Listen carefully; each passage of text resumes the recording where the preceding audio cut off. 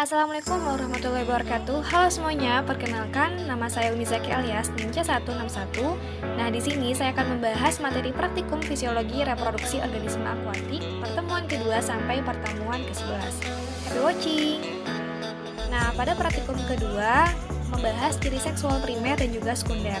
Kita bisa melihat ciri seksual pada ikan lele dari lubangnya, yaitu rogenital papila ataupun kelaminnya ini berbentuk oval, bulat daun, berwarna kemerahan, dan lubangnya ini agak lebar dan terletak di belakang anus. Jadi ini adalah ikan lele betina. Nah, selanjutnya pada praktikum ketiga kita akan membahas organ reproduksi. Nah, sebelum kita melihat organ reproduksi, kita terlebih dahulu membedah ikannya. Nah, gonad pada ikan itu kan dibagi menjadi dua, yaitu ovarium dan juga testis. Nah, di sini ikan lelenya ini mendapatkan gonad yang menghasilkan sel telur.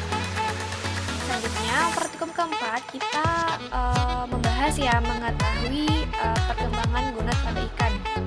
Nah, sebelumnya kita harus tahu dulu nih apa sih tujuan mengetahui perkembangan gonad. Jadi tujuannya ada dua, yaitu untuk mengetahui karakteristik spawning pada beberapa jenis ikan dan juga mampu mengetahui waktu yang tepat untuk memijahkan ikan. Lalu bagaimana sih cara mengetahui kematangan gonad? Nah, jadi cara mengetahuinya itu ada dua nih, secara morfologi dan juga histologi. Nah, morfologinya itu dapat dilakukan di lapangan dan juga laboratorium, sedangkan histologi hanya di laboratorium saja. Nah, untuk tingkat kematangan gonad ini itu ada TKG 1 sampai TKG ke-5. Nah, fungsinya itu untuk apa? Ya, untuk memahami siklus reproduksi ikan dan juga menduga status reproduksi ikan.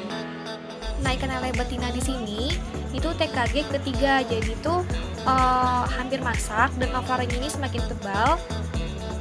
Bisa dilihat ya di gambar dengan warna coklat, dan pembuluh darahnya ini mulai terlihat melingkupi gonad dan juga mulai terlihat sel telurnya. Nah, selanjutnya pada praktikum kelima kita akan membahas diameter telur dan juga fekunditas. Nah, apa itu fekunditas? Fekunditas ini adalah jumlah telur yang terdapat pada ovari ikan betina yang sudah matang gonad dan juga siap untuk memijah. Nah, untuk mengetahui fekunditas, maka kita harus mengetahui dan memperkirakan maksudnya untuk mengetahui fekunditas, maka harus memperkirakan bobot tubuh induknya. Nah, pada saat bobot induk semakin tinggi, maka telur yang akan dihasilkan akan lebih besar jumlahnya. Sedangkan diameter telur ini itu adalah garis tengah ataupun ukuran panjang dari suatu telur yang diukur dengan mikrometer berskala yang sudah ditera. Nah, untuk sebaran garis tengah telur itu akan semakin besar seiring dengan berkembangnya gonad. Nah, untuk pengukuran diameter telur ini dilakukan pada ikan uji ber-TKG ketiga.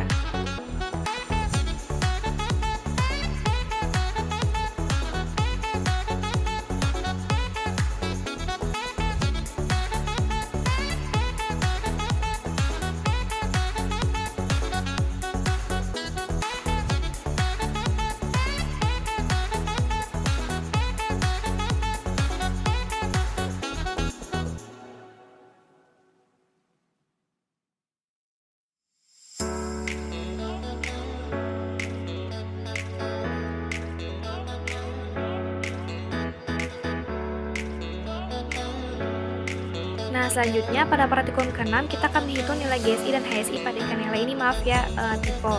Ya, jadi HSI ini berperan sebagai parameter untuk mengukur berbagai macam aktivitas metabolik pada ikan, salah satunya yaitu kinerja reproduksi.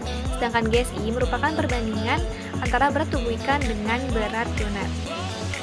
Nah, untuk cara menghitung HSI dan GSI, HSI ini dihitung dengan membandingkan berat hati dan berat tubuh ikan, sedangkan GSI dapat ditentukan berdasarkan persentase bobot gonad dibagi dengan rataan nilai GSI pada ikan. Untuk contoh soalnya, ini ralat, yaitu ikan lele. Diketahui terdapat satu ekor ikan lele di kolam BBP yang memiliki berat 1 kg, kemudian ikan tersebut dibedah dan diketahui memiliki bobot gonad 250 gram dan bobot hati sebesar 90 gram.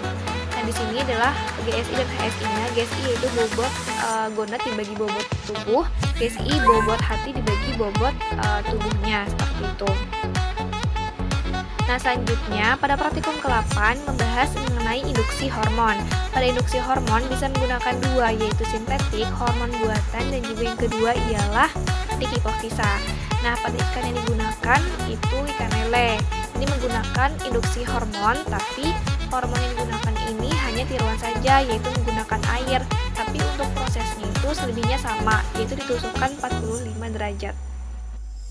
Nah, selanjutnya pada praktikum ke-9 kita akan membahas mengenai seks reversal dan acetokalamin.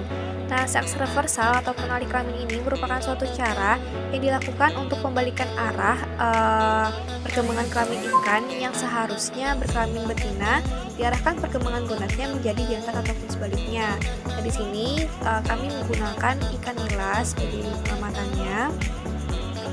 Nah, produksi benih ikan nila ini kami menggunakan ikan jantan yang dapat dilakukan secara komersial melalui teknik pengalihan kelamin, yaitu dengan menggunakan hormon sintetik yaitu 17 alfa metil testosteron.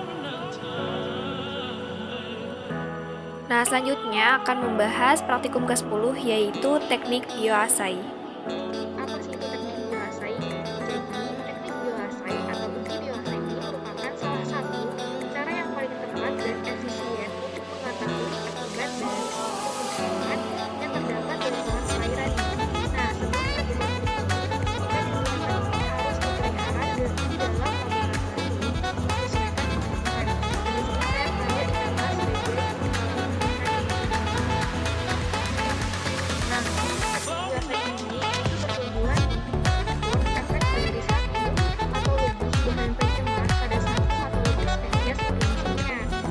Jadi, bioasai juga dapat dilakukan saat dilakukan dengan menyuntikkan bahan ini terhadap organisme hingga hasilnya target yang dapat diukur. Nah, selanjutnya pada praktikum ke-11 itu preservasi sperma. Kriteria sperma ini yaitu sperma dengan tingkat fertilitas hampir 90% dan geraknya ini cukup lama, yaitu sekitar lebih dari 2 menit. Nah, tujuannya itu apa sih pengolahan sperma atau preservasi sperma ini? Nah, tujuannya ini untuk mengoptimalkan induk jantan yang mempunyai kualitas unggul ya untuk membuahi sel telur betina yang sejenis, sehingga peran pengolahan sperma sangat besar untuk membiarkan benih ikan unggul. Nah, ini adalah hasil gambar preservasi ikan pada praktikum minggu ke-11. Sekian penjelasannya, terima kasih.